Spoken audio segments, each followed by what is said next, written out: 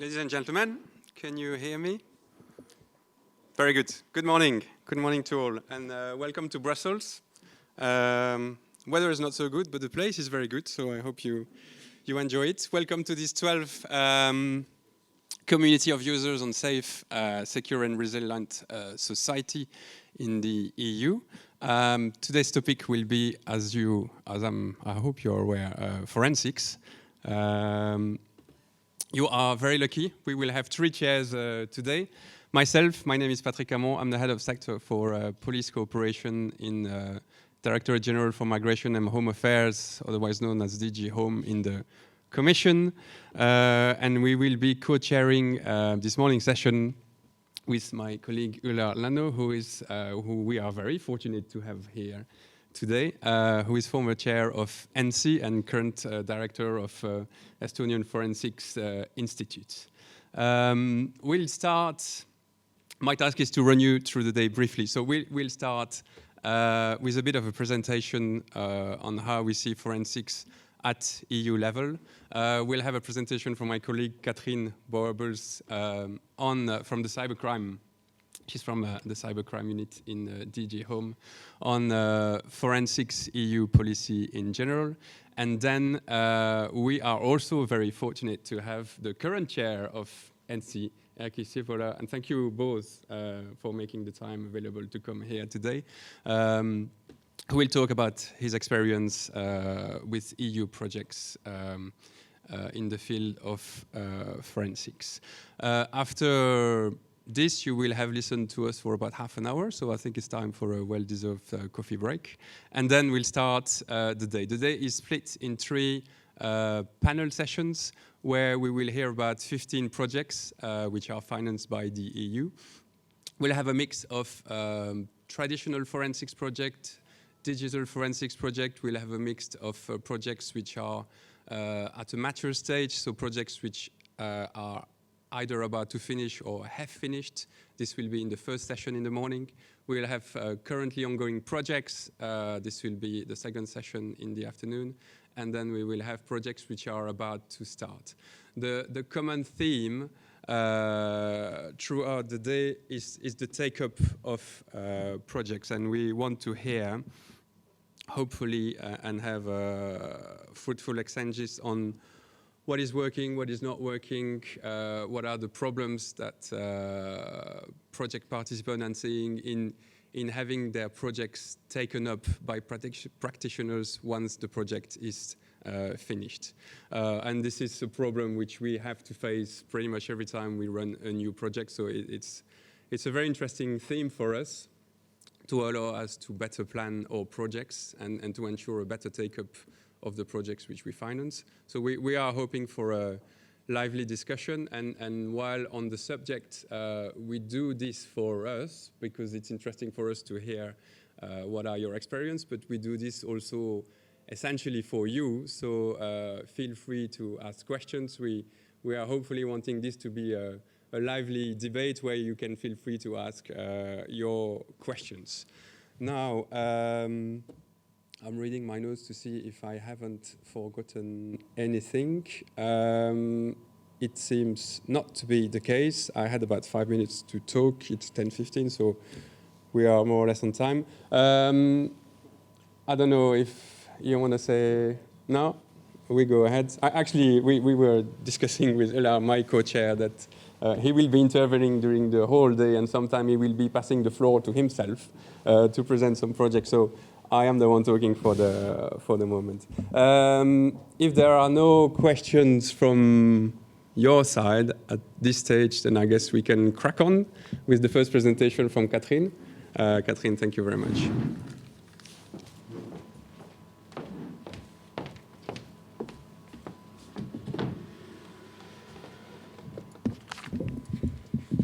Thank you very much. This feels a bit like an Oscar acceptance speech with the setup, and I'm very glad that my colleague saved me the Jennifer Lawrence moment where I would fall up the stairs as I was heading up for the panel by inviting me up a bit earlier. Can you?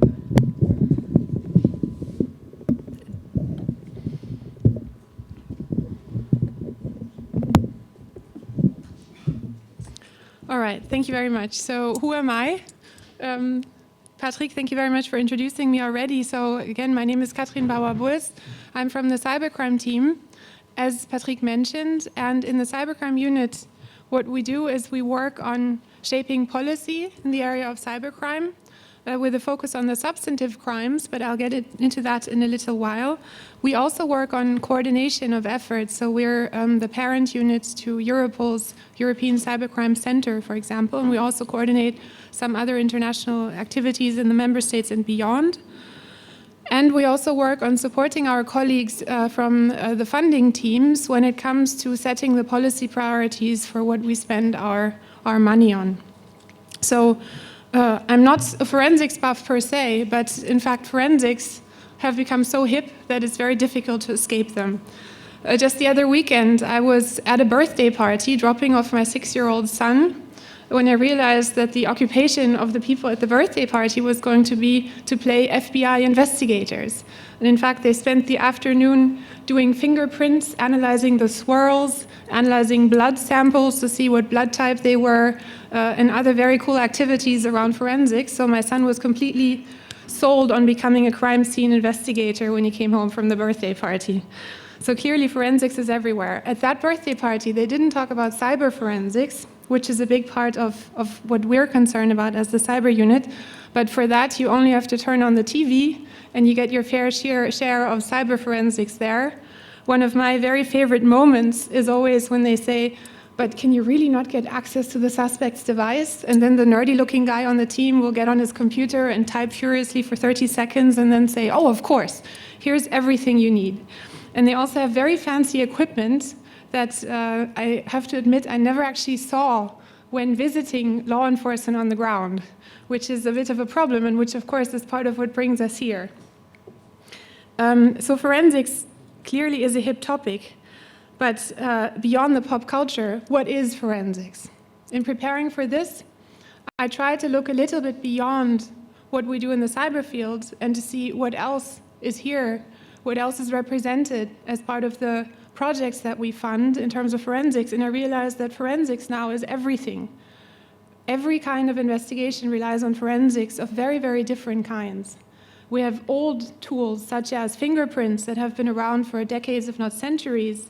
We have newer advancements in the area of drug testing, both synthetic and the conventional types, and then we have very, very new areas such as cyber forensics, where we have a lot of different challenges that keep moving from day to day. So that makes it extremely difficult to generalize in any way across the entire field. And in fact, what I realized is that when you turn to EU policy, we also see very different kinds of integration across the different fields of forensics. So when you take an example, the example of fingerprints. I mean, given that it has been around for such a long time, it seems that we can now agree on the standards for taking fingerprints. It seems that we can even agree on the guidelines for sharing them amongst ourselves and for drawing evidence across countries for using it in front of courts in another country.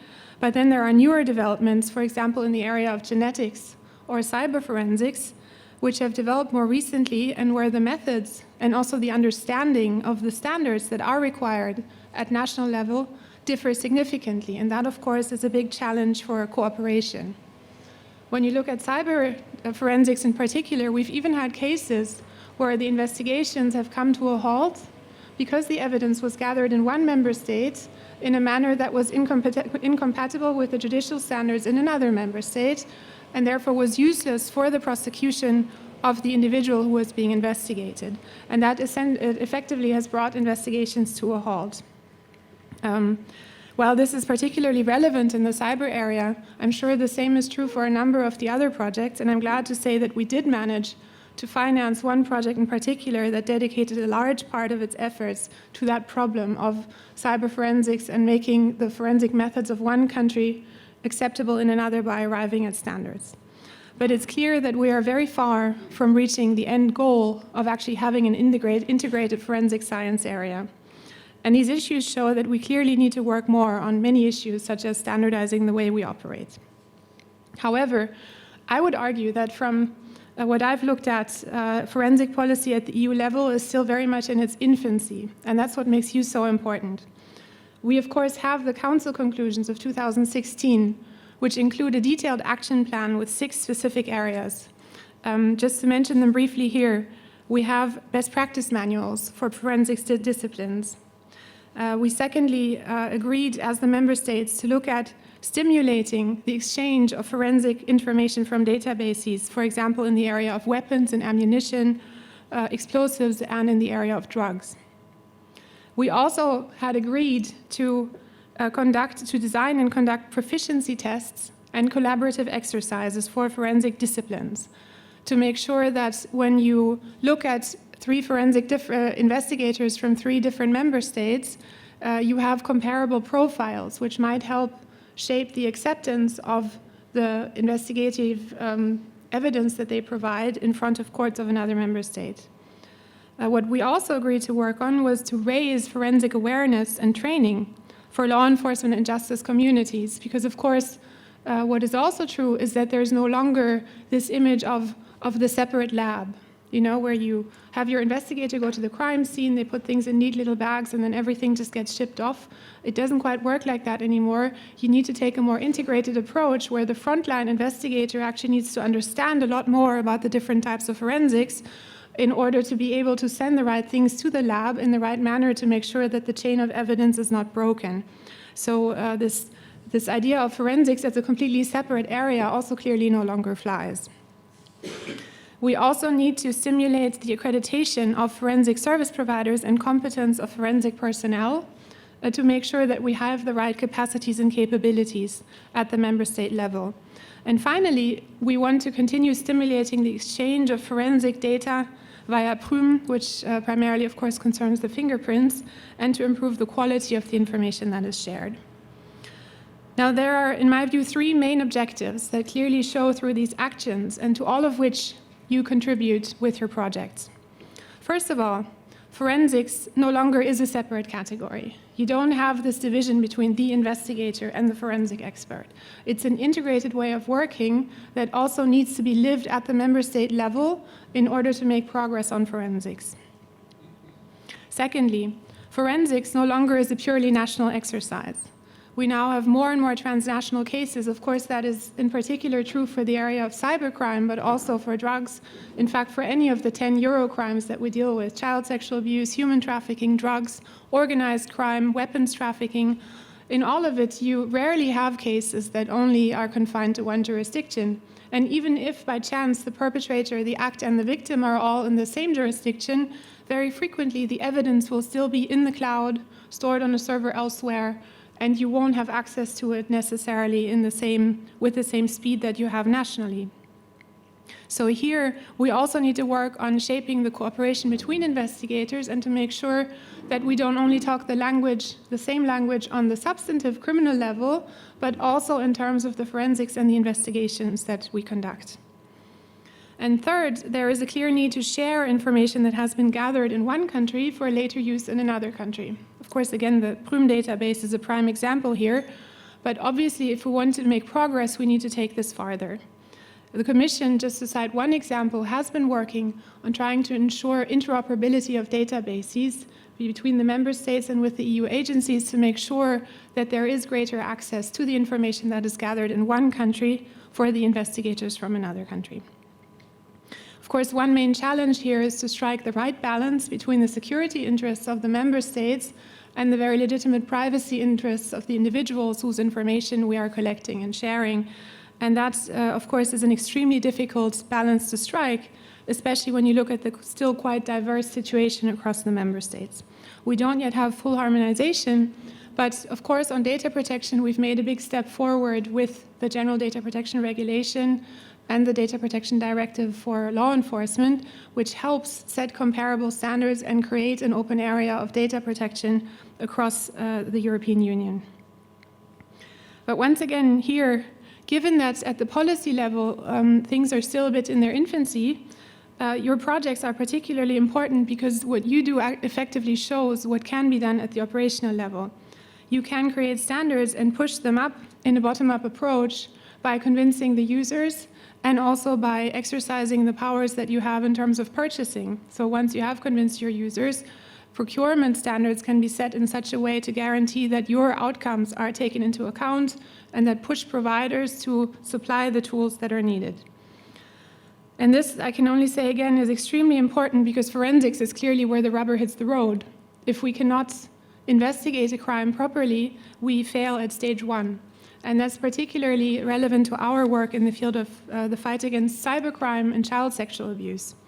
We've done a lot here to harmonize the substantive criminal law, and that is also true for the others of the 10 euro crimes. We can now agree across the member states on a large number of definitions. But what we've realized is that in some areas, we're actually not making very much headway when it comes to applying the law. For cybercrime, for example, some statistics show that only about 1% of cases are ever actually adjudicated, make it all the way through a court trial and then end in a judgment. So here it's clear that already from the very first steps, we need more skills, a better common understanding, we need better tools, we need to recruit and retain talent, and we keep being faced with new challenges when it comes to forensics. Just to list the big data challenge, or for us in cyber, the challenge of anonymity online. And to quote Alice in Wonderland, it seems oftentimes that we need to run as hard as we can just to stay in place, just to keep up with the criminals as they evolve in their methods. So beyond the work that you do in the Commission, what we work on in terms of the forensic challenges in the cyber area is related to the more basic legal challenges, such as, is the evidence still available? Keyword here is data retention. Can you actually still have information available that your investigators can have access to? Secondly, is the evidence readable? And here the challenge of encryption for cyber is particularly relevant. Can you actually decipher what is there in terms of evidence? The third problem that we work on is whether we can tie a person to the evidence. Of course, the entire field of forensics developed in an effort to actually tie an individual to a case, to find the bloody knife or the glove that was left behind or the fingerprint. And that has become more and more difficult, especially when you look at investigations with a cyber component. And the fourth big challenge that we work on is to make sure that we can get the evidence across borders. So here we're working on tools to basically enable investigators to directly approach service providers in another country in order to obtain electronic evidence that can be used before the courts in the member state of the investigator. Now, forensics, more than most other policy areas that we work on, is something where the legal preconditions are only the very, very basic elements of the work. And really, it is the technical standards and tools that are key, and that is where your work is hugely important. So we're extremely grateful to you for the advances that you're making with your project for the benefit of all investigators and ultimately also the victims of crime. And that's why I'm really glad to have been able to speak to you today and wish you a very productive day and look forward to participating in your discussions. Thank you very much.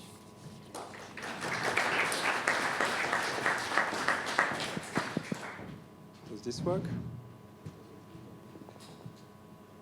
Can you hear me? Oh, you can hear me. One can hear me. Thank you, Catherine. Thank you for this very interesting and very detailed scene setter. Now, without further ado, Erkki, and MC is one of our main partners for a long time now. So we're very pleased to have you here, Erkki. I understand you have some slides, so if you want to start, thank you.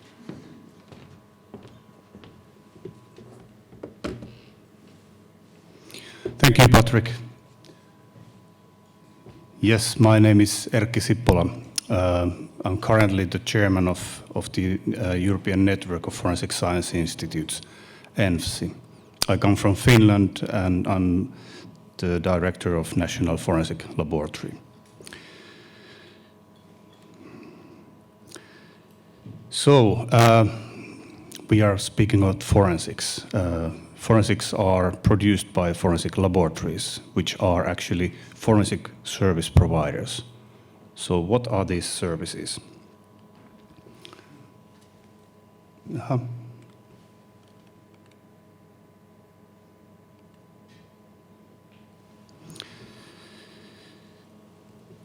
For example, they are to identify persons, to identify materials and substances, to identify patterns, or to explore genuinity.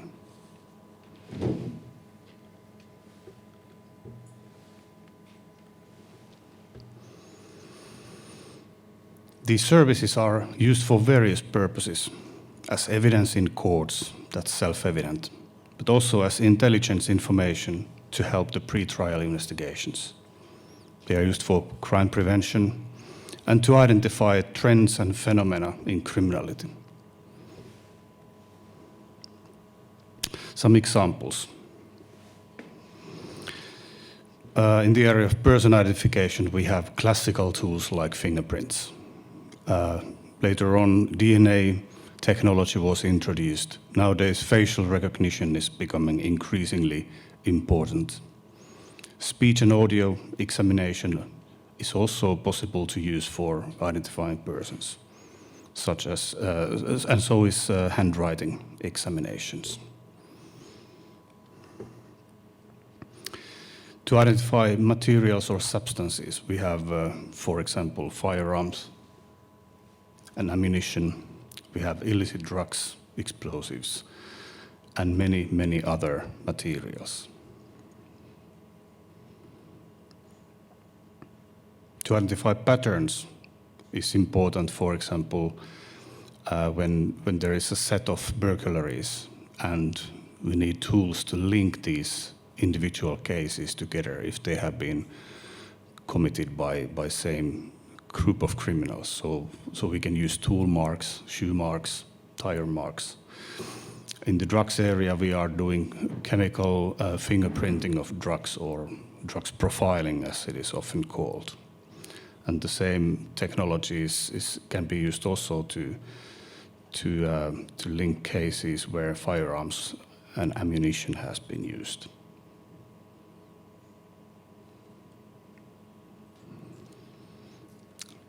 Banknotes, coins, passports, and different ID cards, also consumer products and art are examples of areas where genuinity is to be identified. Okay, then we come to ENFSI, what it is.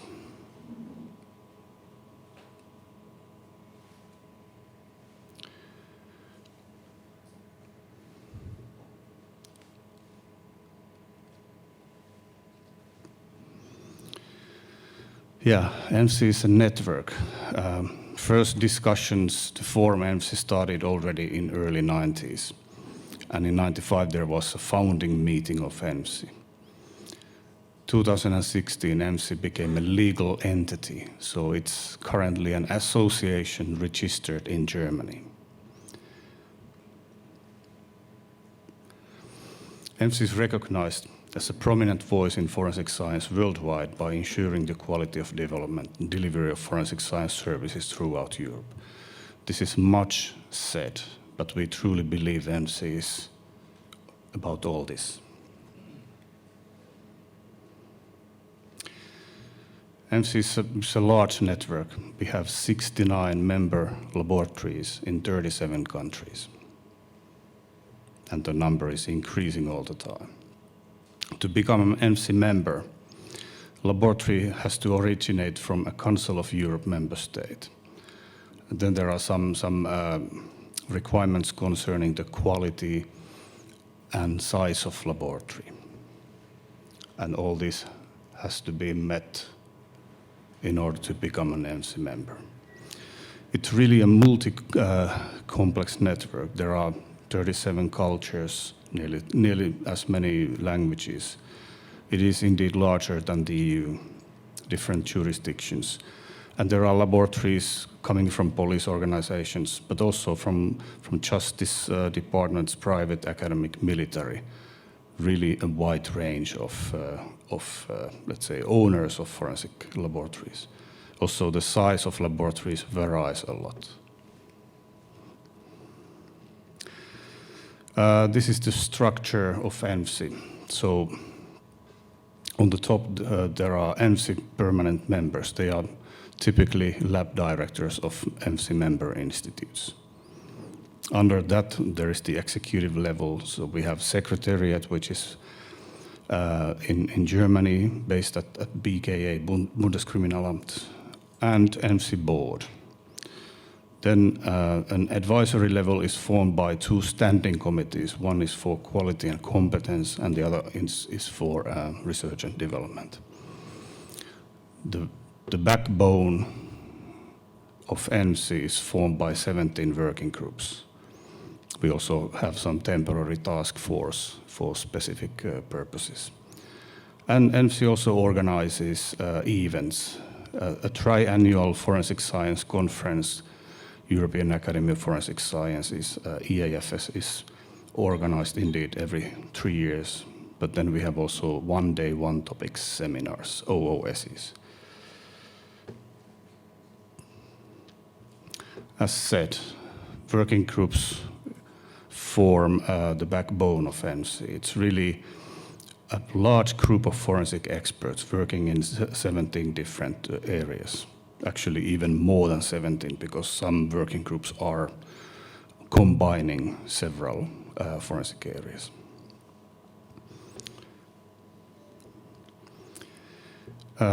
Expert working groups exchange information and expertise.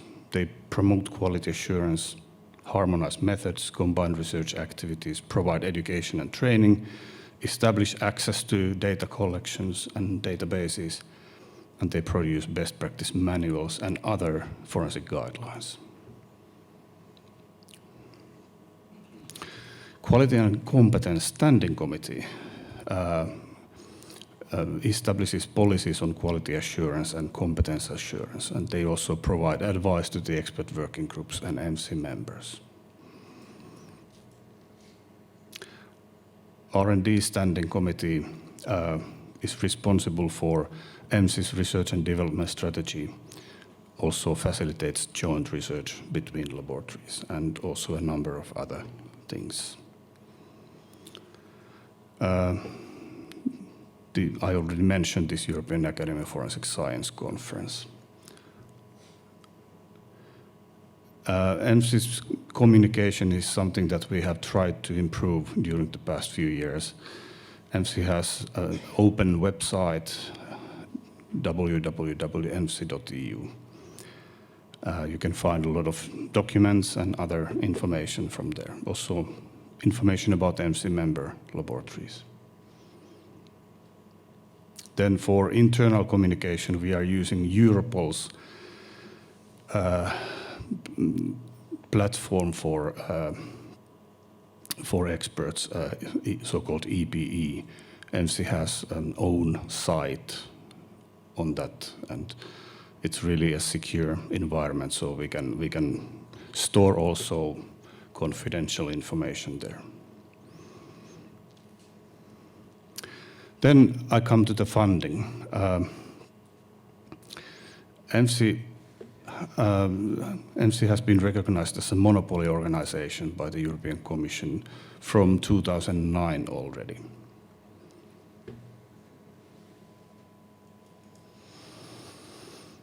In 2011, there was a Council conclusions and 2016 there was a Council conclusions and action plan on the way forward in view of the creation of a European forensic science area. So a political decision aiming at improving forensic science in the member states. And this action plan has actually initiated some funding programs, and I will tell you briefly about those, but first I will give an overview of all EC funding ENFSI has received through this so-called monopoly arrangement. So the first program started in 2011. The actual call was 2009, but because there is always a delay between the call and kickoff of the project, it started 2011. And after that, there has been a number of projects. Still, We have a Monopoly 2016 program, which is ongoing, and now there has been launched a call quite recently, which will start probably in early 2020. These are the actual projects. From 2012, the topics have been related with this European forensic science area development. So actually there has been two council conclusions. The first one was made in 2011 and the second one 2016. So a number of projects to implement this important decision.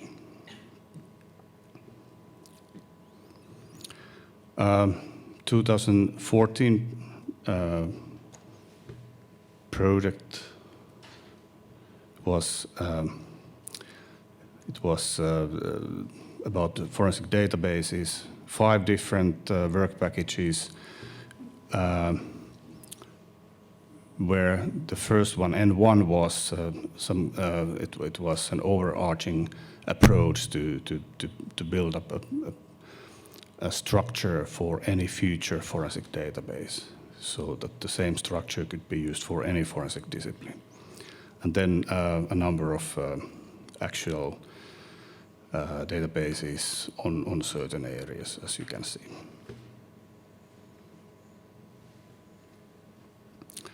So the project was actually finished by the end of May this year, and the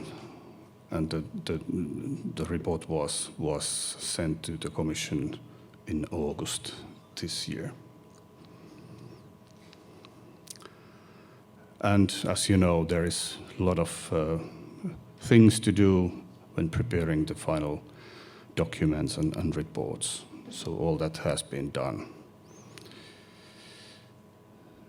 And the report package was submitted to EC in August.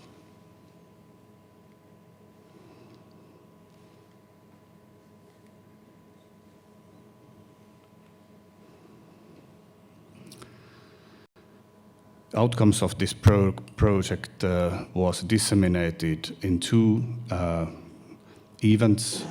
The first one was held in Budapest in May 16th in conjunction with the MC annual meeting.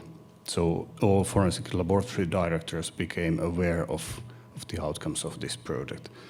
And the second was organized together with Europol, held a little bit after the first one at Europol premises. And I think that the dissemination was exceptionally thorough this time. So all, let's say, parties, all stakeholders became aware of what has been achieved. 2016 program.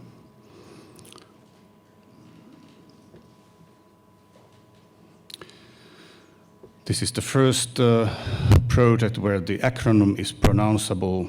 All the previous ones are terrible. Now this time we can say STEFA, easy. This time we experienced that the grant application process was really complex, and the new easy internet participant portal, well, we were not completely happy with that. But the application was submitted in April last year. And the overall budget is 1.5 million euros, including 10 different projects.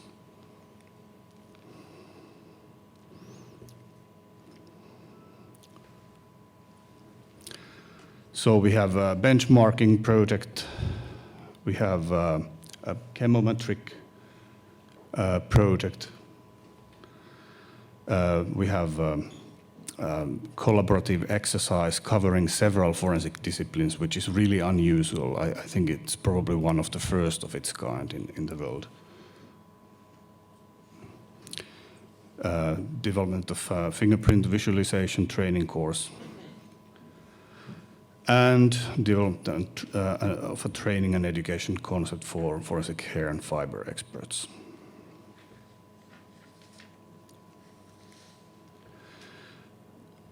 And then we have forensic tools test and validation database and DNA database. Best practice manual for digitally captured signatures and handwritten entries. And another best practice manual for forensic comparison of soils. And a third one for finger mark visualization at the scene of crime.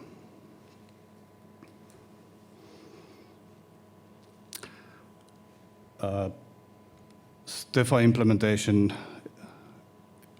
is underway. The kickoff was arranged in the beginning of this year, and some nice experiences of varying weather conditions in Europe has been experienced at the project meetings. Mid-term progress report will be sent to the EC by the end of this year. And then I come to the 2018 program. So we got a letter from the EC, from the ISF police part in October this year. Again, total budget is 1.5 million euros, covering 95% of costs. Implementation period, 2 years.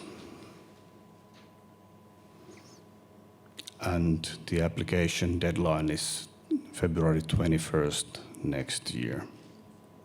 And the project is about to start 1st of January 2020. And this time the topic is also it's about implementation of the European forensic science area. In particular, it's Actions 5, which is about accreditation forensic laboratories, and Action 6, which is about stimulating exchange of forensic data via PRUM and improving its quality. MC board, together with the standing committees, outlined some themes, let's say pre-made themes of potential projects, and this information was sent to the membership. And currently we have 45 proposals of projects, and the selection process is ongoing. So, I think this is about it. I hope I did it in time.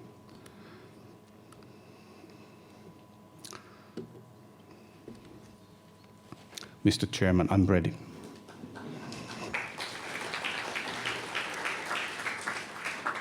Thank you very much. Okay, thank you very much for this very detailed presentation. I don't know if you were able to calculate, probably not, but we are from 2009 to 2016, that is 7.6 million euro that we have been investing in ENFSI, and we also invest in research projects, more long-term research projects. So all in all, together, we invest significantly in creating a European forensic science area, and all the more, therefore, the importance of the uptake of these projects, so that the projects are not just run on their own and then finish and then that's it, but they are actually delivered and usable for the users, which is the main theme of today. But we'll talk about that after the coffee break. In order not to completely derail the agenda, we were supposed to have a coffee break until 11. Is that okay if I'm turning myself to Nada, which is behind the scene, the chef d'orchestre of this 10 more minutes, so 10 past 11?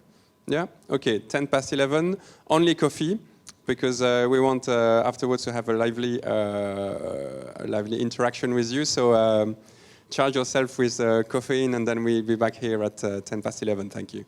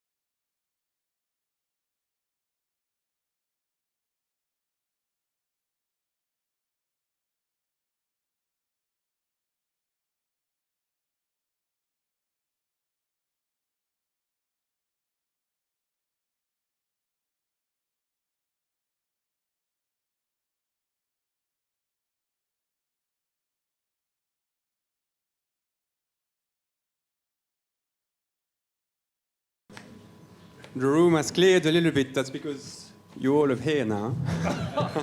It's a bit of a transfer. So thank you very much for being back.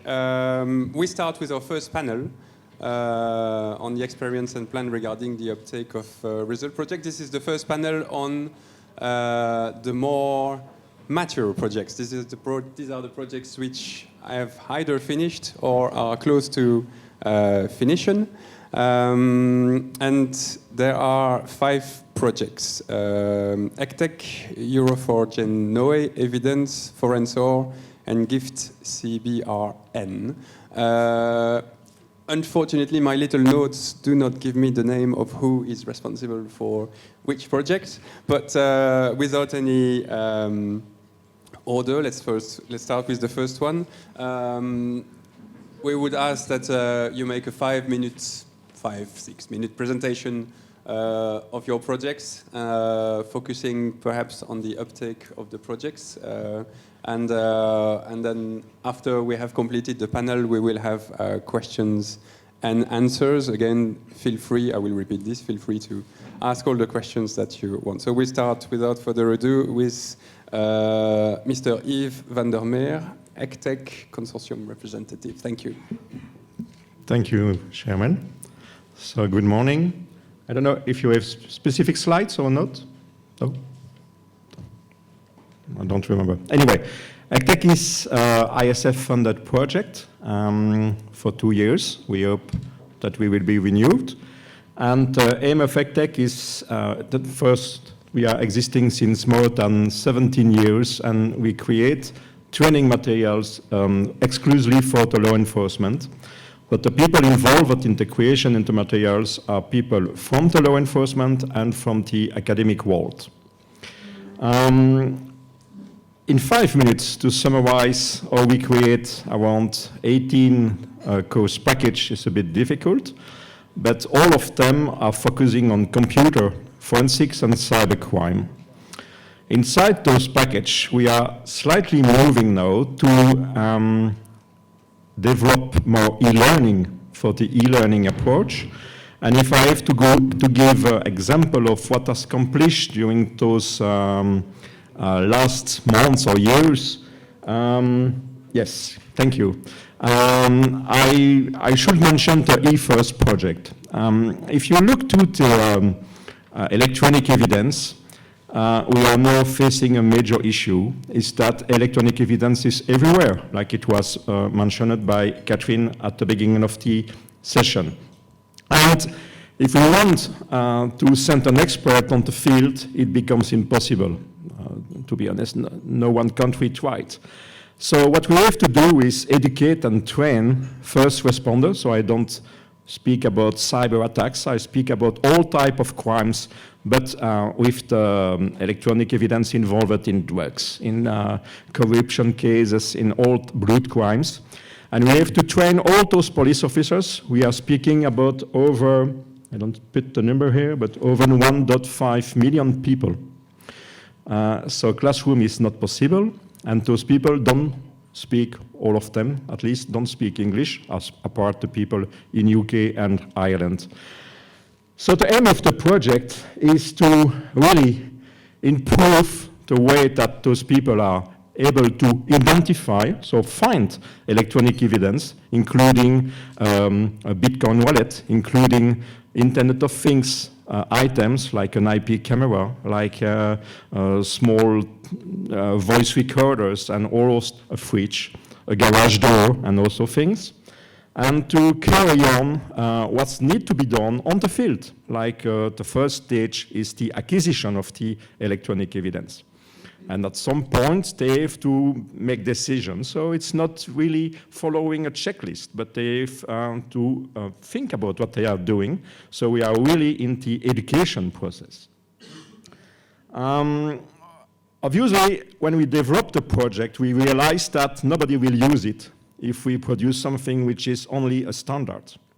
So we started with the standard, and basically we started with the electronic evidence guide developed by the Council of Europe and the ISO norm developed in cooperation, among others, by the ANSI. But based on that, we tried to allow each country not only to localize in their own language, so it will be localized in Portuguese, it will be localized in Spanish, Italian, Greek, German, and so on. And now with the support from partners like the Council of Europe, it will be localized in Arabic, and support from the DC, it will be localized in Thai. So it becomes a worldwide project. But beside the localization in languages, we have to add some documentation, which is national level documentation, so legislation, contact points, and so on. And for that, we use a platform which allows us to develop it quite smoothly with a lot of experts, but we are only 12. And for the second stage, which is the localization, we are only 20. So it's a really cost-efficient approach because we realize that now the product is quite attractive, and the police officers to whom we already presented the project are very keen to use it, because the second aspect is not only giving, theoretical knowledge, but we create serious gaming parts. So they have to solve a small investigation involving IP addresses, involving Internet of Things, only to motivate them to acquire the knowledge.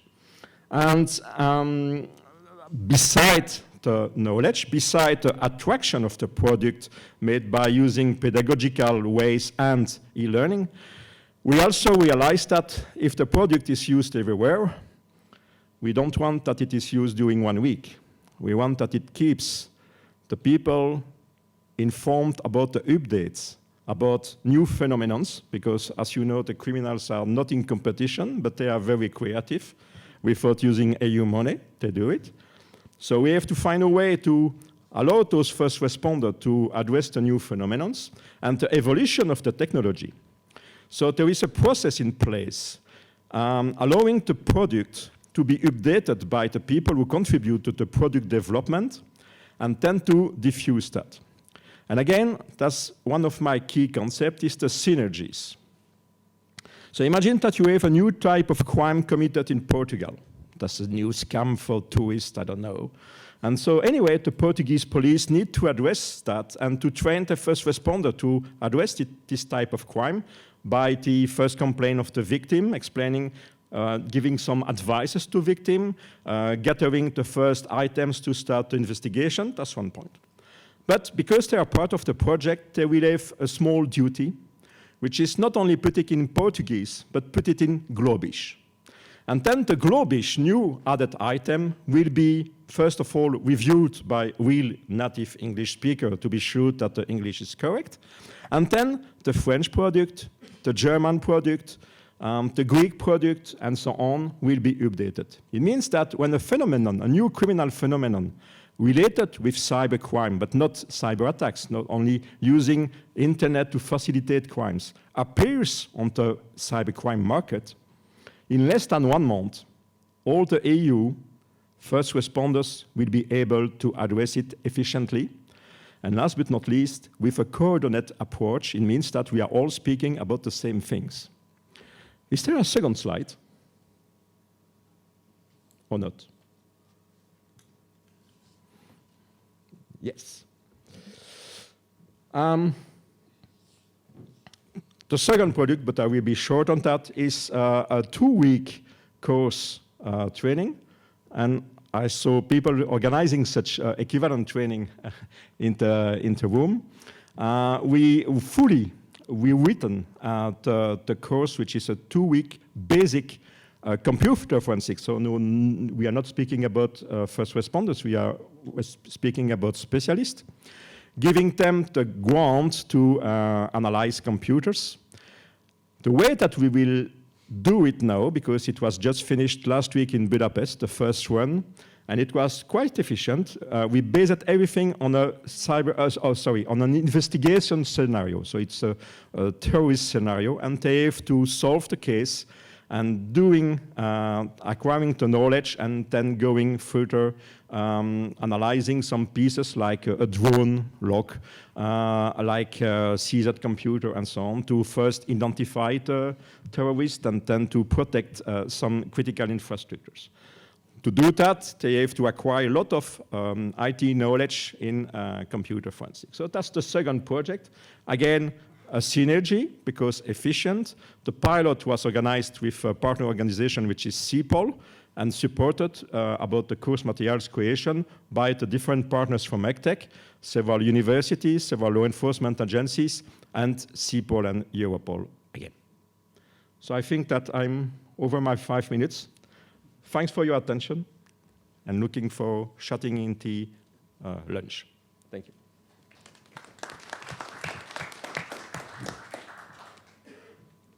Thank you very much indeed. Well, let's move on. The next project is Euro4Gen NOE on DNA. So I welcome Mr. Angel Caracedo. I hope I'm not misspelling your name. Thank you so much. Quite well pronounced. I recognize that my name is almost impossible to be pronounced in any single language, but thank you so much for the invitation. I'm going to talk about Euro4Gen Network of Excellence. Not sure if this is working.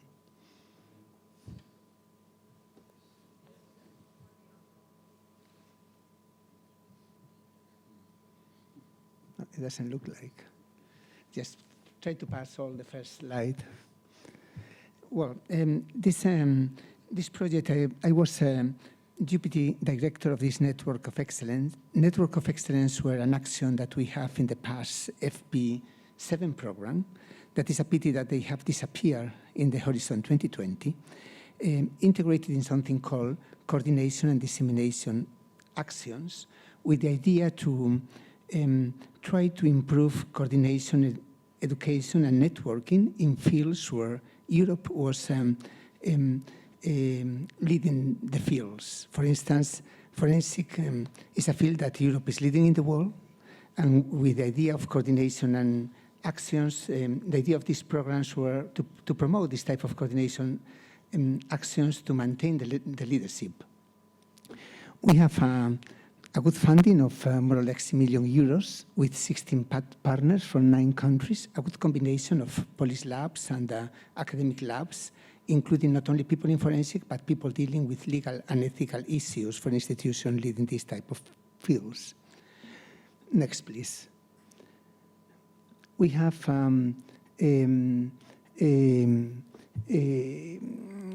nowadays Euro4Gen is widely recognized as a leading research network within Europe.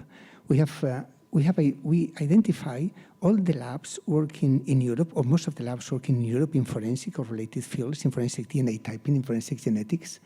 And we had in total in the network more than 200 European member of organizations registered, plus 6 non-European members. And try to pass a little bit, because I think I have more things in this one. And one of the ideas we did was to try to improve the exchange of scientists and personnel between labs. That's an action that is it was requested in this network of excellence. We planned 20 fellowships exchanging scientists from labs, different labs in Europe, but finally we approved more than 40. That was, I think, a very, very good action. In addition, we try to disseminate the things we are doing to professional public audiences. We create something called the European Virtual Institute of Forensic Genetic Research with online training resources for all scientists and public in general. We publish as well publications, conference reports, newsletters. We made all this open to the public and to the researchers in the field. Especially, we publish a guide that is extremely being have a very, very strong impact in the, especially in the judicial in Europe, called Making Sense of Forensic Genetics, trying to explain the possibilities of the field, but also the limitations. Next, please. Yeah. We have some exemplar research projects trying to identify the fields that they are the challenges in the field. And we develop a few projects, one of them related with molecular genetic tools to be used on biological evidence.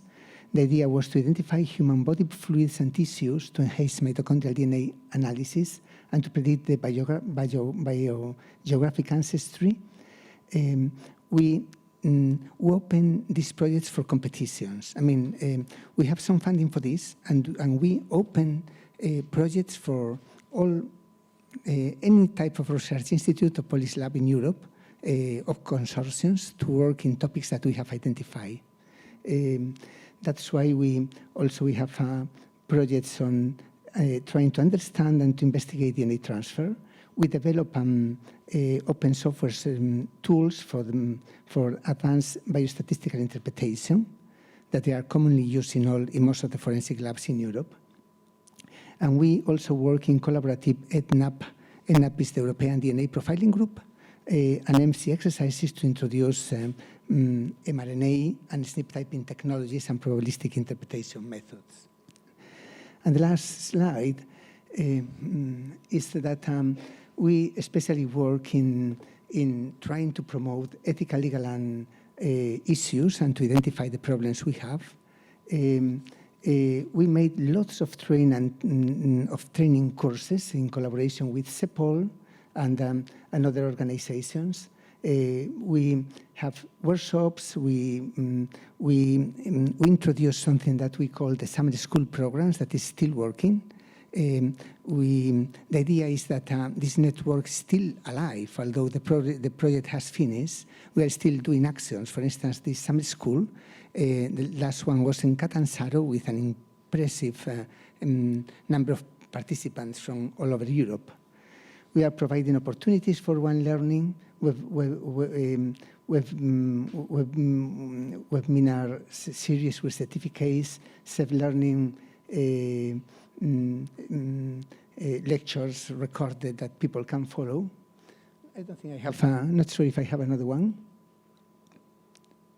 Yes, and the idea is to continue to serve the forensic genetic communities by integrating all these activities into together with the International Society for Forensic Genetics. We are providing advanced training resources to CEPOL and MC, maintaining online educational and training resources, supporting academic educational program.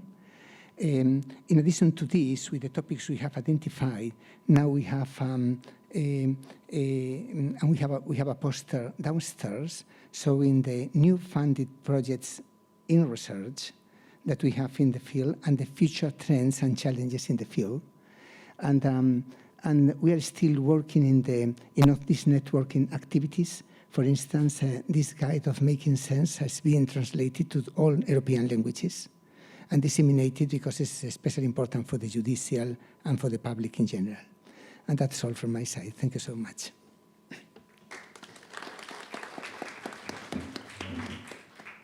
Thank you very much. Thank you. Well, without further ado, we're moving to the third project, Evidence, with the consortium representative, Mr. Fabrizio Turci. Okay, thank you, Patrick, for the introduction. Good morning, everyone, first of all.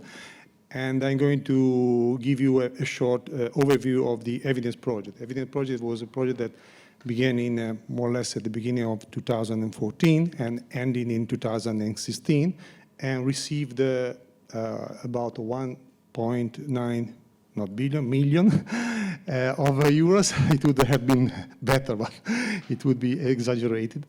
And the consortium was composed of about 8 partners, so coming from academia, private sectors, and law enforcement, because Interpol was part of the team.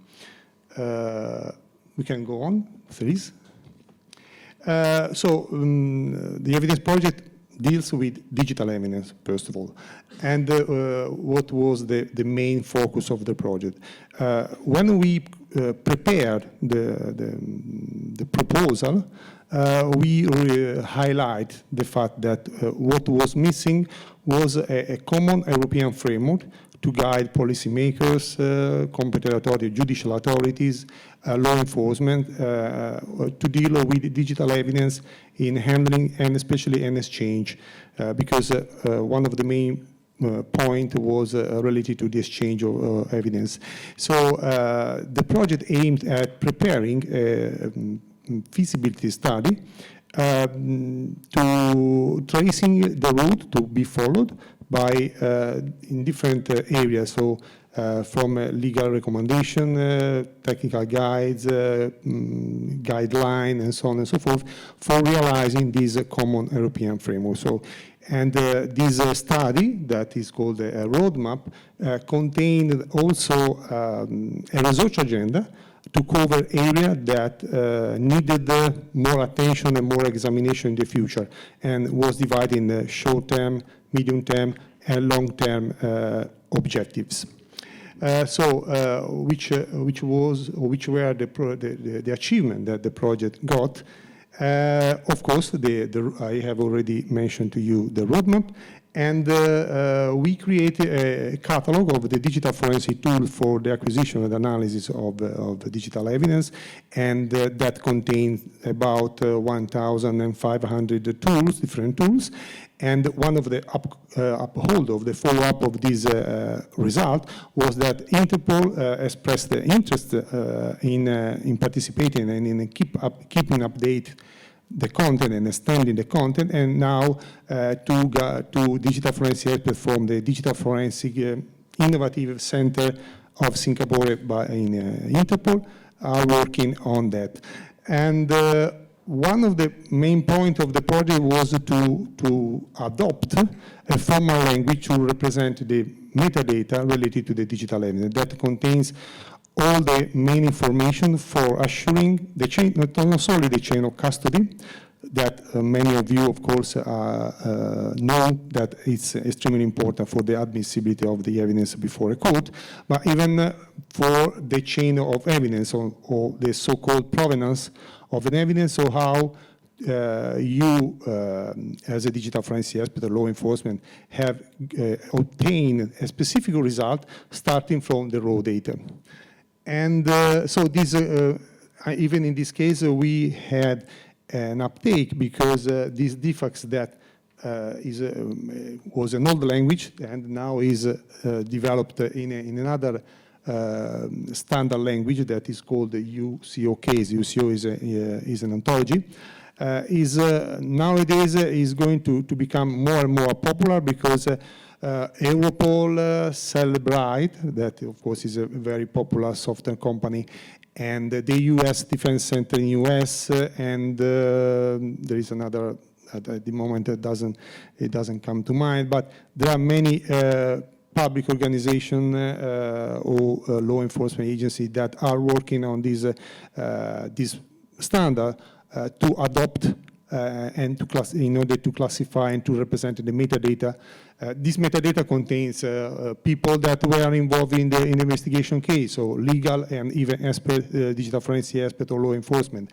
The action that has been carried out from search and seizure to acquisition, analysis, and so on and so forth. For each action, who did the action, what was the aim, when, where, and how, and so all the details about the tools, for instance, forensic tool that have been used to carry out or to reach a specific result, specifying the kind of tools, the version, and the condition, the parameter that have been used to run the tool.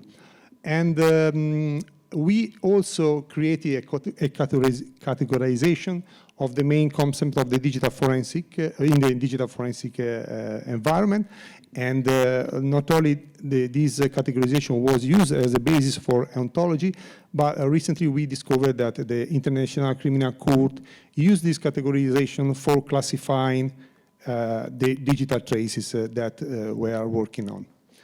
And I think that the most important follow-up or uptake of this project is the evidence to record this project. So the second episode of, I hope, a long series of episodes of this project that is a different project from the other ones because it worked together with other projects, so in synergies with other projects, in particular with the evidence exchange, e-evidence exchange system led by the European Commission, to accomplish a common goal, that is the exchange of electronic evidence, of course in electronic means, among competent authorities in EU member states under the European Investigation Order mutual legal assistance instrument, and using as a secure platform the eCodex platform that I hope some of you know, that is, I would say, e-delivery infrastructure that support cross-border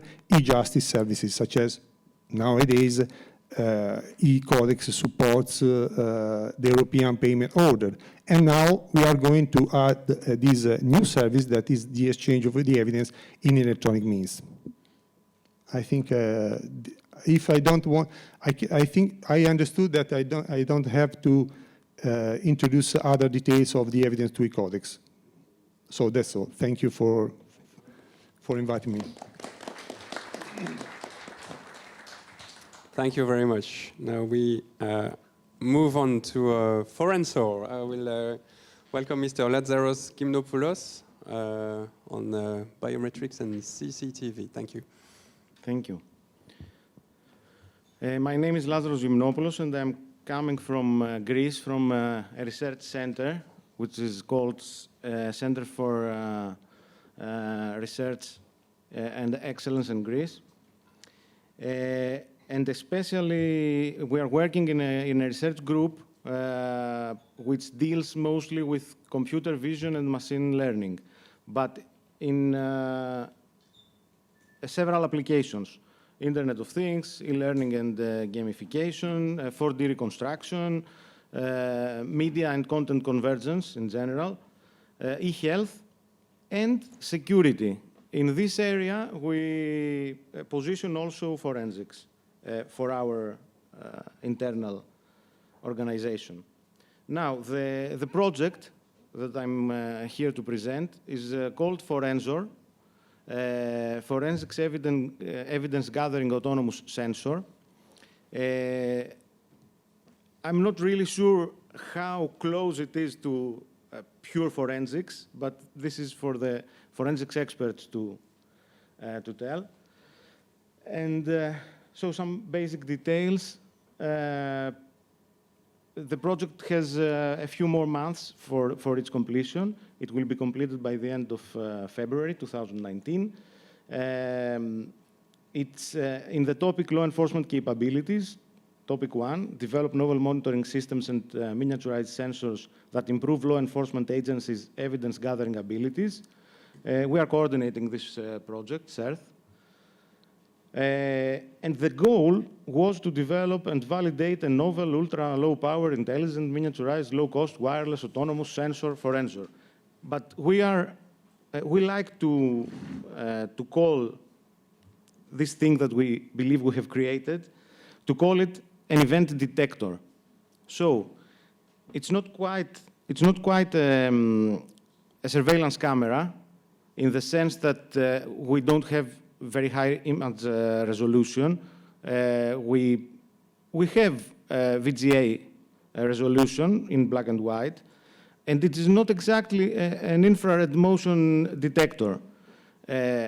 So for us, what we have created is a smart, low-power, easy concealable vision sensor for alerting and evidence gathering. So it can alert for some specific events that occur, and it can also collect evidence in first step, and if needed, also transmit the evidence to law enforcement authorities or anyone else. Now, if we can go to the second slide.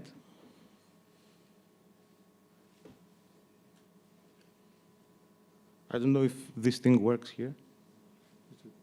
Direct upway. No, with it. Okay, great. Okay, so on the top right, you see the diagram of actually what we have built. At the heart of our system is a vision chip. This is a hardware that was designed and produced during the project, and the key feature of this hardware is a low-level algorithm that is embedded into the vision chip. We have made a lot of releases of this vision chip in order to achieve a good result. And this is a low-power vision chip. And what it can do is that it can distinguish some patterns, let's say, for example, waves in the sea that are in the background, and separate these and and create an alert only when we have an event, a predefined event of our interest. Now, this vision chip, of course, can be used also as a standalone in other applications, but in our case, we have integrated this chip on a baseboard, the SecSoc from STM Electronics. And there we have added some higher level algorithms where now we can detect more complicated events with these higher level algorithms. And also keeping power consumption low. We have added another feature, which is the ability of this device to be connected and transmit the alerts to a law enforcement authority, or also transmit evidence, images, subsequent images of the event. And finally, we have also developed on the server-based side a graphical user interface as a control center for the officers of the law enforcement authority, or for the user in general, to use this network and the sensors. Of course, we were very careful about legal and ethical issues. We had an impact assessment regarding the whole project. And we have tested this system in 3 cases, and we are going to repeat this in the next couple of months in 3 use cases in Portugal, in Spain, and in Italy, with our partners, which are law enforcement authorities from these 3 countries. And then we are even going to have some field tests in 2 different countries, Greece and Cape Verde, and in Italy again with not only law enforcement authorities. For example, in Greece, we have as a partner the Hellenic Navy. And finally, we will test it, as I said, also in Cape Verde. So this is all from my side, and I will be happy to answer your questions later on. Thank you.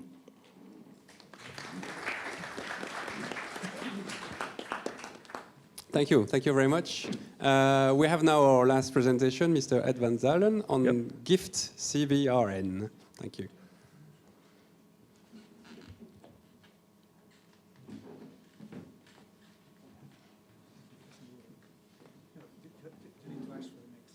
It doesn't work. Yeah. Yes, good morning all. Yes, stated, I'm Ed van Zalem. I'm from the Netherlands Forensics Institute.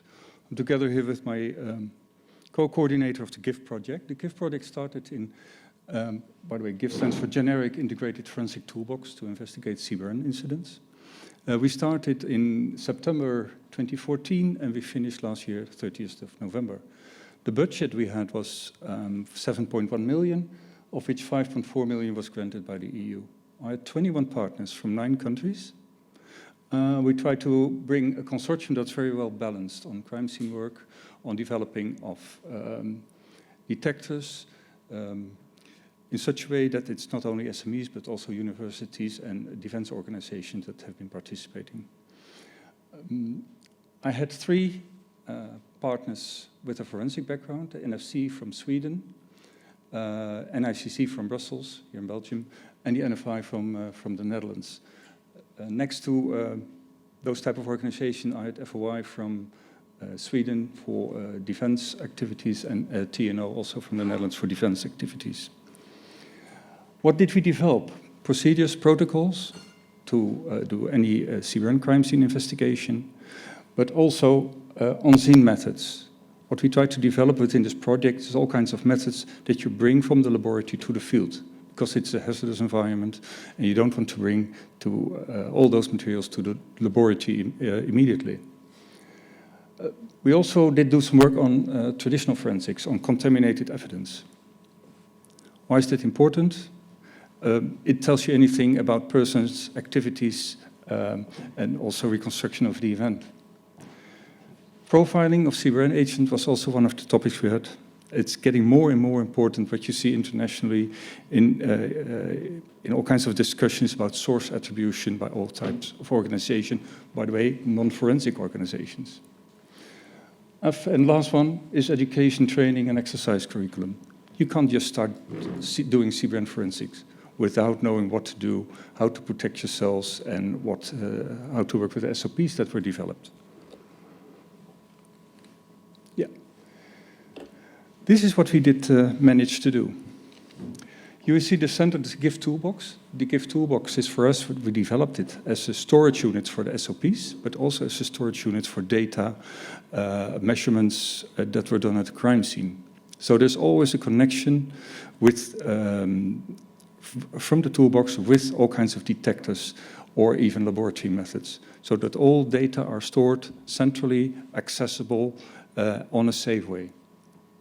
When we go to the CBRN crime scene, we developed SOPs, how to seize materials, how to sample exhibits, that kind of, and in all kinds of topics. Could be latent fingerprints, could be DNA swaps, but also documents or any other traditional forensics method. We developed detectors. One of our partners developed an alpha detector. You know, it's very difficult to do any alpha detection on location. And this partner from Finland, Stuk, it's called, developed a camera where you can, on daylight, visualize UV photons that give you any idea which alpha radiator is present on the location. I had one partner that's developed a gamma camera, and that's a combination of an image with a GAM spec. Yeah, GAM spec is identifying materials, and the image of the location shows where it is and the intensity of the radiation. The Tyndall University College in Ireland developed a lab-on-a-chip method for analyzing nerve agents in such a way that you could do it on crime scene, and only in 1.5 or 2 minutes you will have your results. Those are only a few of all the developments we did for the crime scene work. Another thing what we also did do for this, within this project, to do a feasibility study for hyperspectral imaging of latent fingerprints. Also here we don't want to lift them, we just want to visualize them, make a picture out of them, and send them to police forces to identify. Then we go on the traditional forensic side. We did do some validation work for latent fingerprints, digital data, and DNA analysis in a containment. So when it's highly radioactive, you still want to do some DNA work or latent fingerprints. That work was done at the JRC, Joint Research Center of the European Commission, but also at AW in the UK. Decontamination of exhibits, which is getting more and more important, because decontamination of exhibits gives you the possibility to bring the material to the laboratory, do your work without any additional prevention that you get hurt. The work we did do there was with the German Deutsche Bundeswehr, the scientific institute, and what we did there is we developed a vacuum chamber decontamination. And it's more effective than the traditional decontamination on site done by the police or for the fire brigade or the army. It doesn't destroy any of the traces, and it leaves, and you can't find any of your materials anymore, of the CBRN materials anymore. Then I come to the CBRN forensic side, profiling C, B, and RN. This is where source attribution is getting more and more important. And also here we did do, it's like, the way we worked here in the project was detection of the agents, identification of the agents, and then profiling of the agents, because then you can do source attribution. We've done some work on mushrooms for toxins, but also on anthrax, developing methods so that you can prepare a germ-free extract on site and bring it to the laboratory. But still, the project is finished, but what do we face? We still have, sorry, slide was gone. Also, you see the training education like an umbrella over it, but also some ideas we had some about capacity building in the EU member states, how to start cyber forensics, and based on all kinds of scenarios. But what challenges do we face? Because the project is finished, but we're not ready yet. What I do see personally is that there should be more connection for cyber incidents for forensic investigators with the first responders, because they do already a lot of measurements. We might access them, we might use them as a forensic investigator.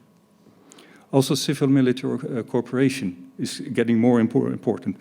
By the way, that's the event here down in the cellars. What I also do see is participation of NC labs in CBRN. We have only 3 laboratories that were in the GIFT project. I know there's some laboratories in the UK and some laboratories in other countries, but I think some more involvement of CBRN, of NC laboratories. Especially now, there's a Center of Excellence project going on where we train crime scene officers, the Balkan region and the Black Sea region. And also there's some forensic laboratories involved. Other things I see is that the world around us, OPCW, IAEA, the Biotoxic Weapon Convention, but also Global Initiative to Combat Nuclear Terrorism. Nuclear terrorism, they're more and more working in the forensic area. And sometimes they don't even understand what forensics means. So source attribution is, I think it's a challenge for us as a forensic investigator, forensic scientist, to explain what attribution means and how you should approach that. And last, we finalized this project with an exercise here in Belgium. And it was the start of a collaboration between the Belgian Federal Police, the militaries, NICC, and the civil protection units of Belgium. And it was the first exercise they did do here in Petit, which is just up north of Brussels, showcasing that it's really possible to collaborate between law enforcement, militaries, and civil protection, investigating any cyber crime scene. Thank you.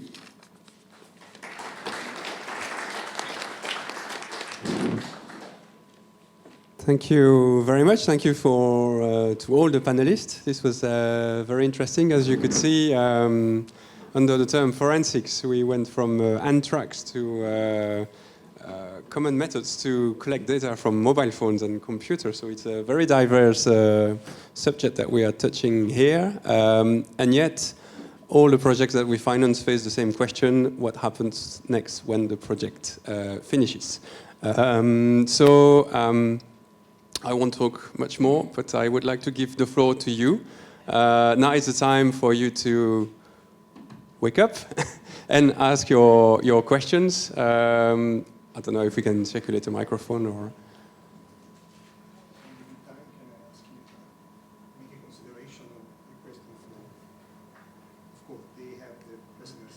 Yeah.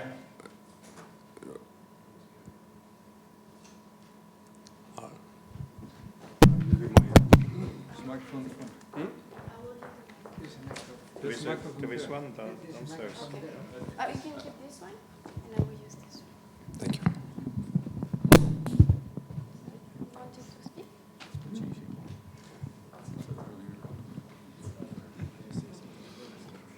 Good morning, everybody. I'm Barend Cochet. I work for the Belgian Federal Crisis Center, and I have a small question for the Crisis Center. As a policymaker, you're also interested in receiving information from the field.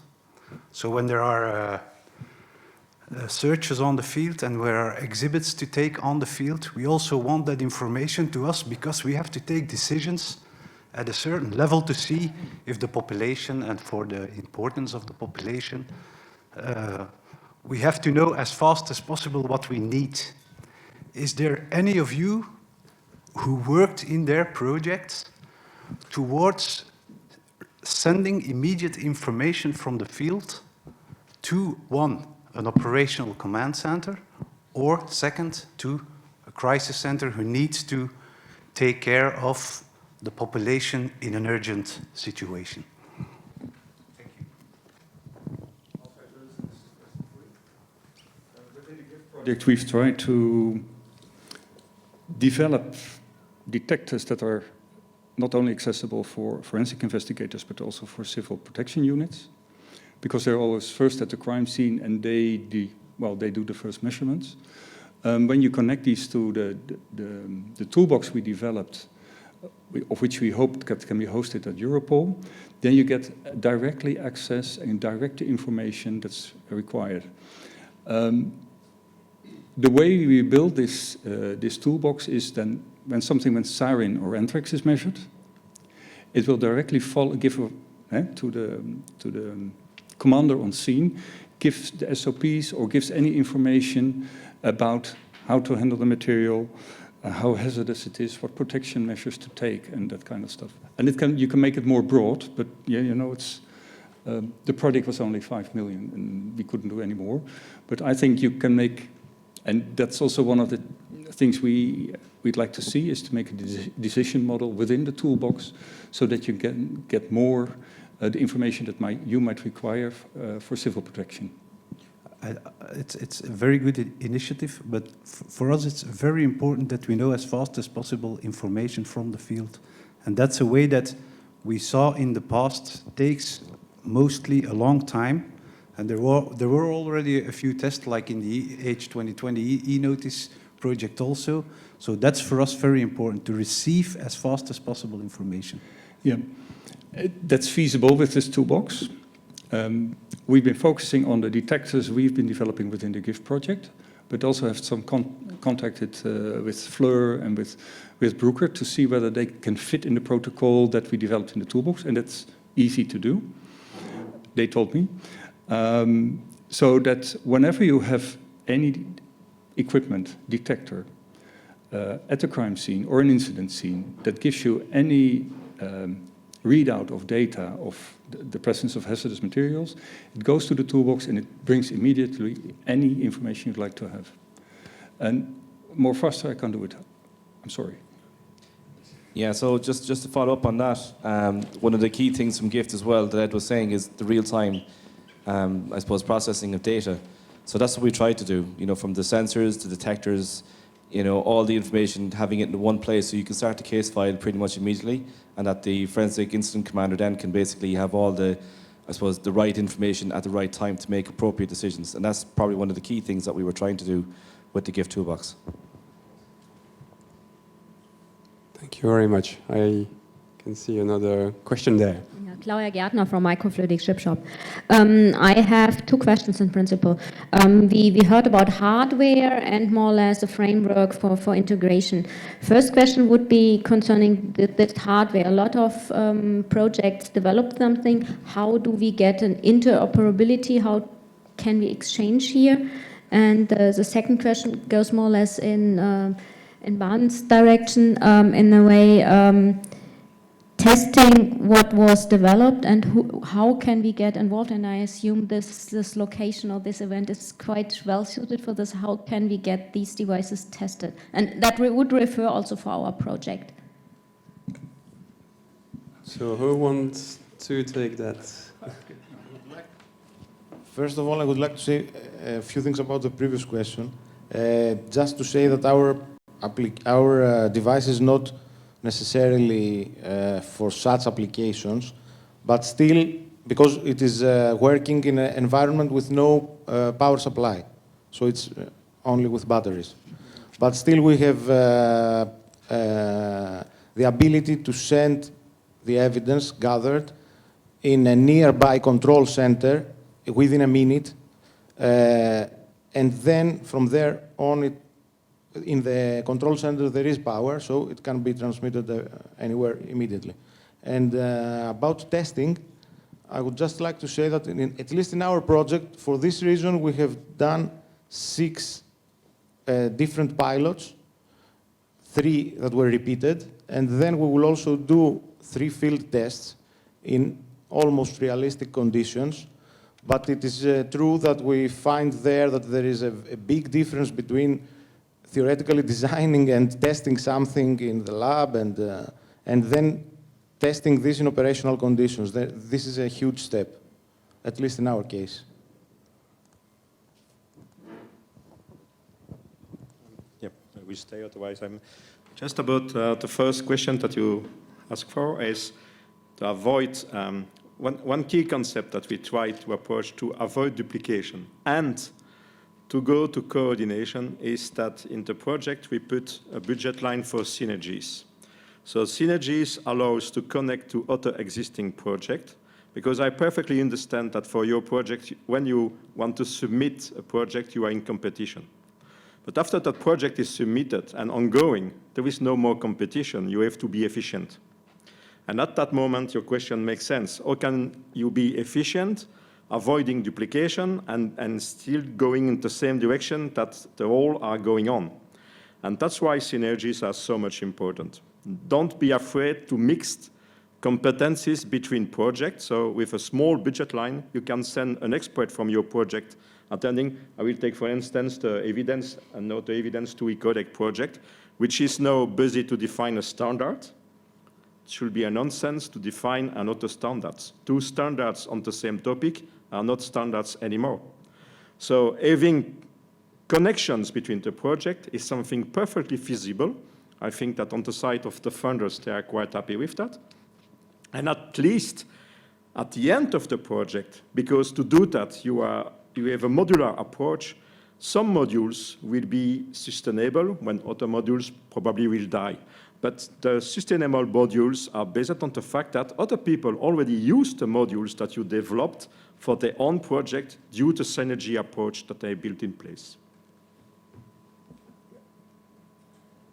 As far as the synergies between different projects is concerned, I can describe our experience, because in the evidence project, one of the most important, there were two main important keys or concepts.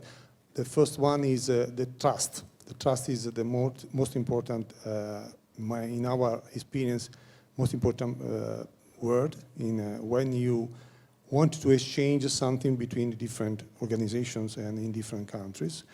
And the other was the use of standard for representing what you are going to exchange, in order to foster interoperability between different tools, different organizations, and different countries.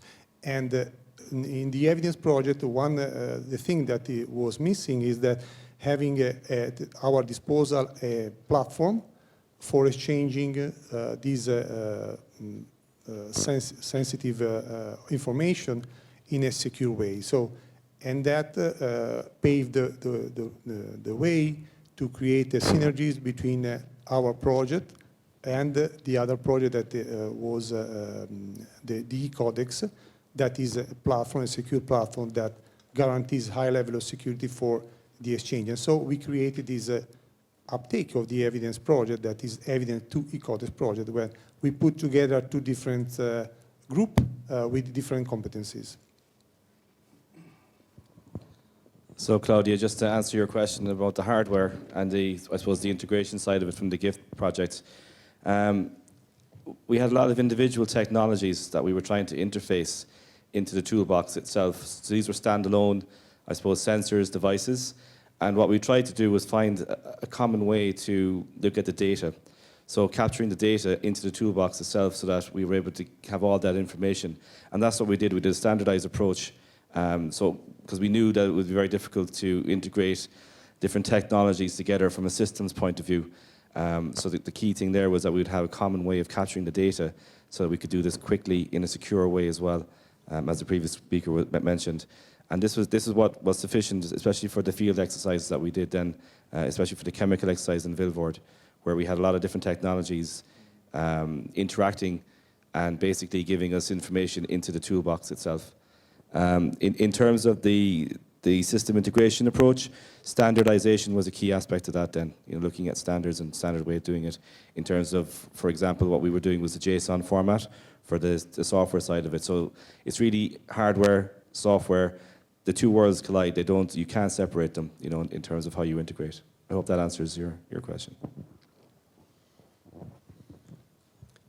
Thank you. There's a question over there.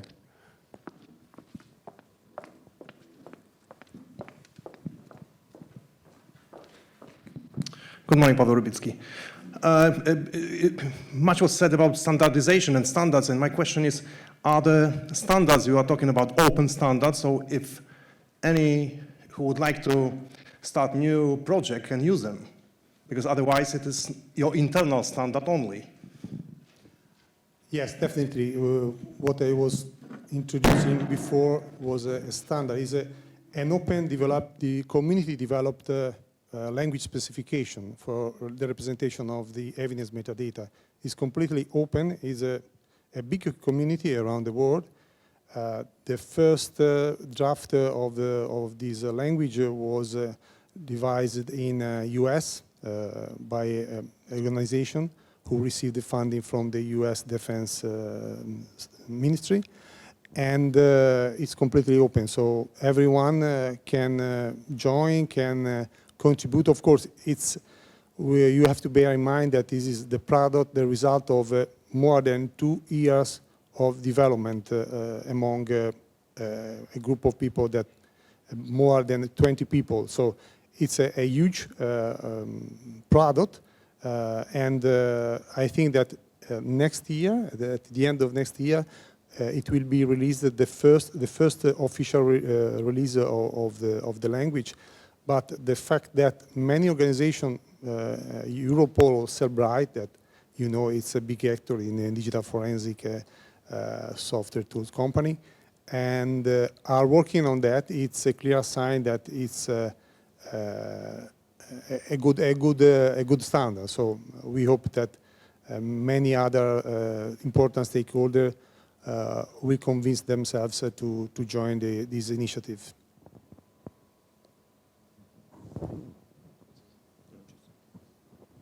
Just only to add that open standards are also part of the sustainability.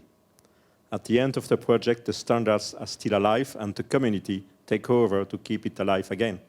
So it's an important approach. So thanks for your question, because you touch a very important point. Yeah, and there's no need to reinvent the wheel. I mean, that's the key part of it as well. And it was the same with the GIF project. You know, we were using standards that are open as well. Yeah.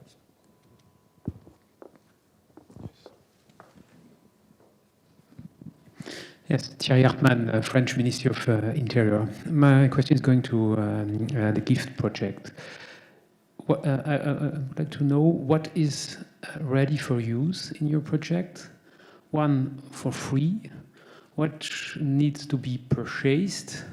And if, after giving an answer to this free question, what should be done to make end user aware that there is a tool ready for use, apart from it available for free or not, or there is a need for procurement?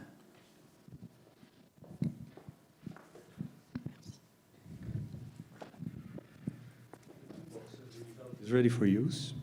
It needs to be hosted. I had some discussions with Europol to host it at Europol. The issue Europol had is that they were not really content by hosting the toolbox, and not because they didn't like the toolbox, because they said it costs additional money, that's one, and two, all EU member states should request for it. So that's a centralized system then. It's also feasible, possible, to host a toolbox in a country. So for instance, Constocks in France can use the toolbox. And there's a procurement on it, because some of the, it's done by a private company, the developments. The SOPs are available, that can be done in the toolbox, and you can also still add your own SOPs or your own procedures that you have in France or any other country.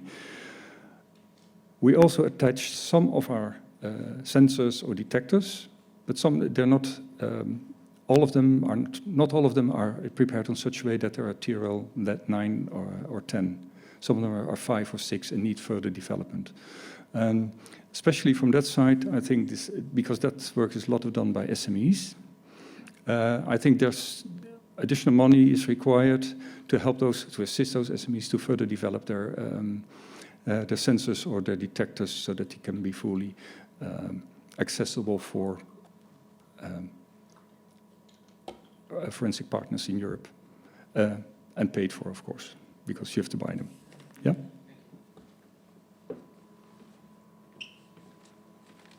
Are there any other questions? Actually, I will take the opportunity of having the mic to hijack the meeting and ask one question myself, which is a bit of a follow-up to the question here.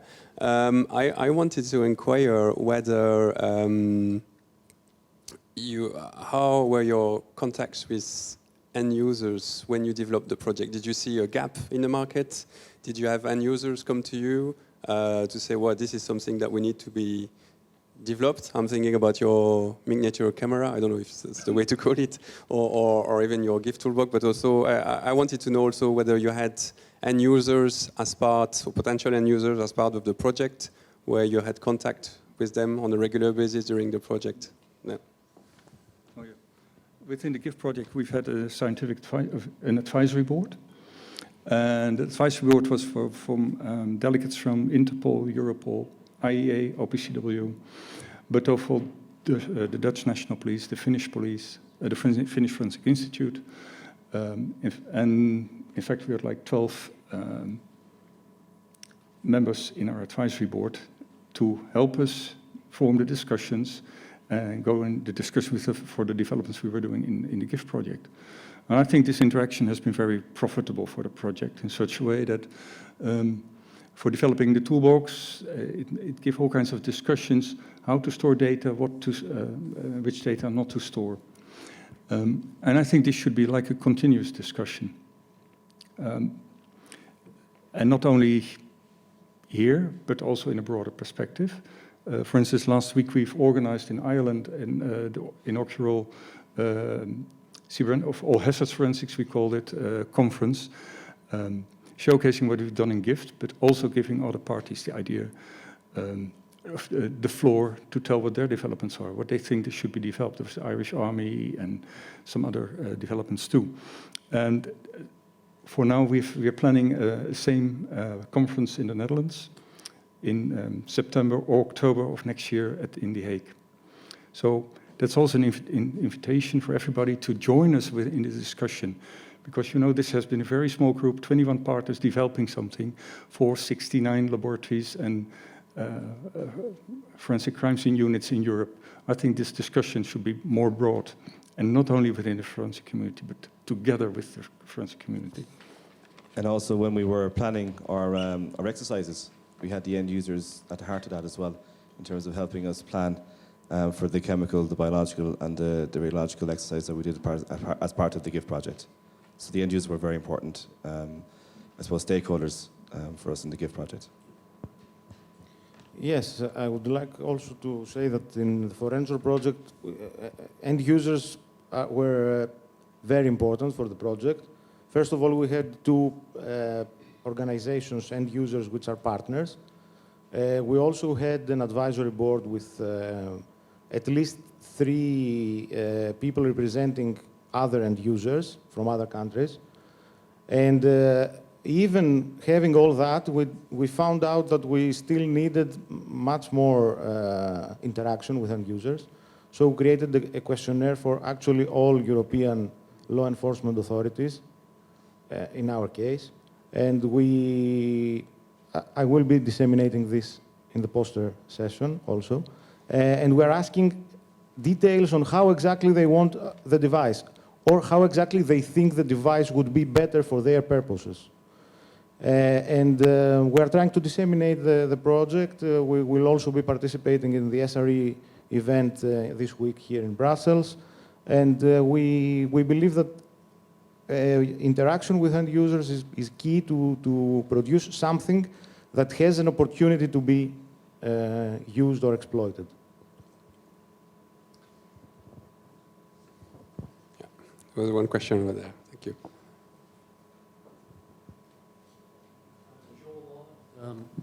Is it on?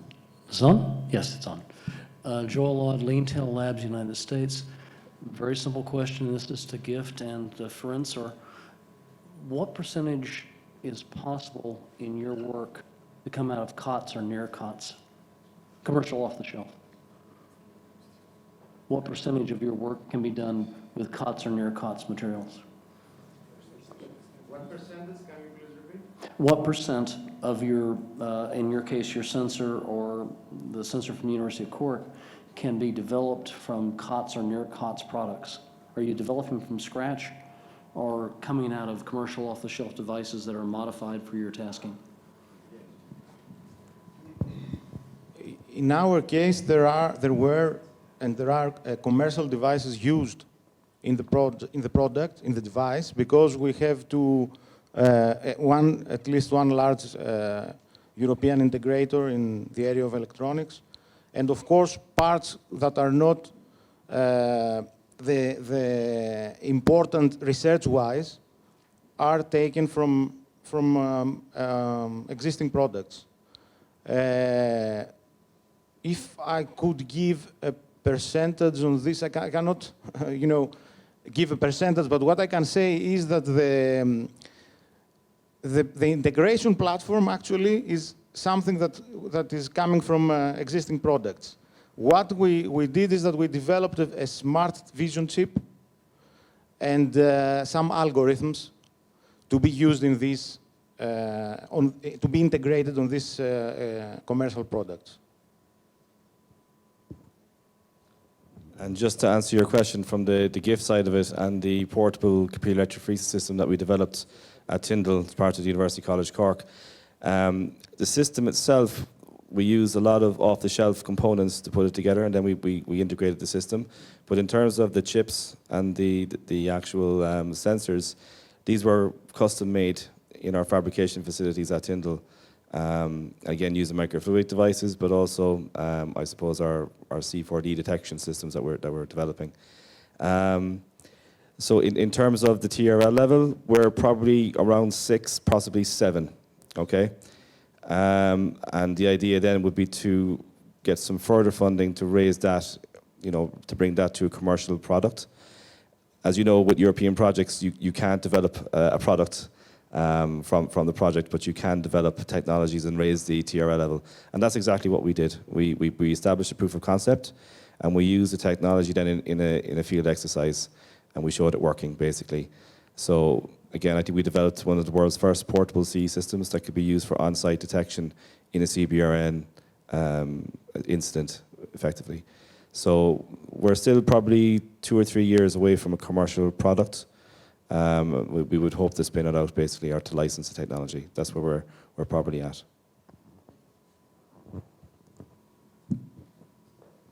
Thank you. Hilaire, I think you have a question. So I was keeping a silence so far, and I think it's reasonable to open my mouth now. First of all, I want to congratulate this excellent team in this podium, because if you are considering that you are selected among several thousand projects to present the glorious achievements, then it's really remarkable.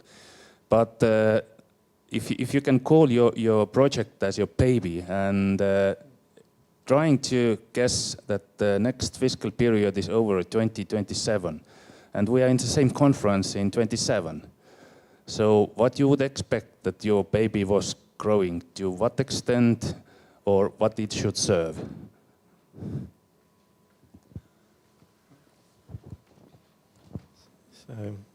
My baby is already a teenager. He is going drinking, nightclubs, coming late in the morning, and complaining all the time. I mean, the product is alive. Coming back on the practitioners, the end users. The end users, when they are happy, they want to have a bit more. So the problem is managing the demand on the way that they are still happy. So letting growing the teenager to be an adult, and at the same time managing with the available resources, because the resources are limited. So no more identifying gaps, but putting priorities into gaps on what we will focus first to solve. So it's keep it open mind. As a child is growing, it's very important that he makes his own ideas. It's the same with the project. The project to be alive needs to have their own identity, and then they can go on their own. So that's the approach. Okay. What do you see in 2027? Well, I hope this GIFT toolbox will be adapted within Europe. Europol has a role in that. I think the forensic institutes, but also CPOL and perhaps ook even NLETS are the partners that could use this. And also this toolbox should be a living, it should be alive and it should be changed. You could make changes, add procedures, new protocols, new detectors. So I think that would be great if we'd have achieved that in 2027, so that it's accessible for every forensic investigator in Europe. I already see now, by the way, that the OPCW has some ideas to buy some parts of the toolbox for their missions in Iraq and in Syria, because they just changed the mandate to do also forensic investigation. So there's some requests from international organizations also, and that would be great. Well, Ula, how can I see the future for 2027? I'm talking about, my reflection is in general in forensic science, not only in forensic DNA typing. In our case, our network of excellence didn't have an idea to produce a research product, but to improve in standards and to improve education and so on. I think we need a lot of action in this field. My reflection is that we are still leading forensic science research in the world. The first 3 journals in forensics are from Europe. Forensic Science International Genetics, the International Journal of Legal Medicine, and Forensic Science International. From the 10 best groups in scientific production in the world, 7 are European, 5 from the academia. But we are going down, and the States, East Asia, and the area, Australia, New Zealand, is going up. The reason is the lack of funding and the problem that the academic groups are dying little by little because of the lack of funding. We need collaboration between academic groups and practical application, police and justice labs. And we need investment in research. Also progress in standards. We were talking about the standards. And in the DNA typing is a good example of technical standards. We have been able to agree in the same number of markers, to call them in the same way, to do the same statistical approaches, although there's still the field with more challenges, but we have progress on that. But we need to progress as well in procedural standards, education of personnel, not only in accreditation, but accreditation is fake at the end of the day if we don't have common standards in education and training. And we need to progress on that as well. I can see the future a little bit worried about the fact that because of the lack of local funding, forensic science research in Europe is going down, and we need to do something if we want still to lead the field. Also, in the terms of transferring to the industry. We are good producing research, but very bad transferring the research we are doing to the industry. We need a lot of things, and I can see the future, well, quite worried. I'll be retired by then. But anyway, I think that we need to make to think very much about the need of investment in this field in a general way, and working together, and that's my reflection. And just to follow up from what Ed was saying about the GIFT project, personally, I think as well, you know, there's a lot of scope there, not just for the toolbox and the uptake of the toolbox, but also the training and putting into practice. So I think a curriculum possibly around it in terms of CPD for, you know, end users and first responders to use the technology in training exercises, workshops, and really putting it into practice would be something that I would see happening within the next 10 years, using the technology really. From my own perspective then, on the technology that we developed as part of the project, I would hope to be coming back maybe as a CTO with my own company, possibly in 10 years, or at least having that established, so that the technology is actually on the market and available to purchase. And I would hope that other partners within the consortium would have the same. Well, I know there's at least 2 that will be commercialized from the GIFT project.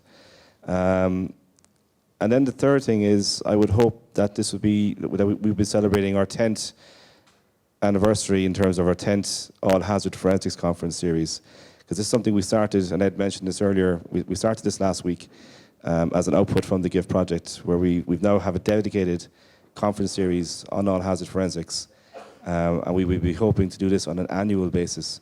And really this is to raise awareness and to bring a community together that we can exchange and share knowledge around the area of CBR and forensics. So in 10 years, I'll be hoping that we'd have our 10th meeting at that stage. And that's pretty much it in terms of just raising the awareness and maybe having a few more companies in the space that are actually commercializing technology and developing it and putting it into practice. I think putting it into practice is probably the main thing really, where we have workshops, training, whether it's online, whether it's, people coming together and just using the technology and getting practice around it. I think that's probably the key thing. A lot more exercises and being prepared, more theory, but a lot more practice. Well, 10 years, it's a huge time. In a recent presentation, I heard that code writing will not be a skill in 10 years because you would just describe the problem in an artificial intelligence agent, and then the code would be written by itself. So I cannot imagine exactly where we will be in 10 years. And with children, the thing is that you have your own dreams, designs, the ones that we presented here, but finally things end up in a different, very, very beautiful way and nice way. So I don't know if the system as presented here will be in 10 years somewhere, as a product, but I know that parts of this system are already exploited. For example, one of the partners already has a patent on an aspect of the. So features and the technologies of this system will be on the market. And this is also what we did in our exploitation strategy. We had a path for the whole system, but we also tried to have some paths for individual aspects of the system that might be used in this application or in other applications as well. I would say that taking advantage of the word that Yves used before, I think that the evidence baby is becoming an adult without taking the risk to be arrogant. But because nowadays we are in the phase where the standard is going to be used among different EU member states from different competent authorities located in different EU member states, using a secure platform. So that means that we are going to implement in a real way a real exchange of evidence by electronic means.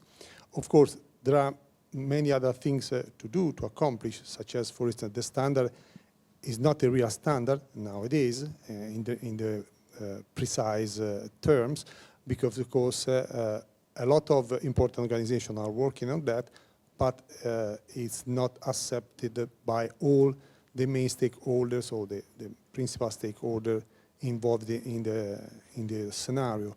And there is another good point that we wanted to achieve, that convince the internet service provider that more or less represented the main important source of evidence nowadays. And because in every investigation, more or less, sooner or later, you have to face with this reality, we will be able to convince them to use that platform, and hopefully even the standard, to exchange the evidence among competent authorities or law enforcement when they request that kind of evidence. Thank you very much. as they say in TV shows, that's all that we have time for. It's now time for lunch, unless you have a burning urge for a question, which, looking at the audience, doesn't seem to be the case. I would like to give a big round of applause for our panelists. Thank you very much. We are almost bang on time, so we have 1.5 hours for a networking lunch. We resume here at 2 o'clock.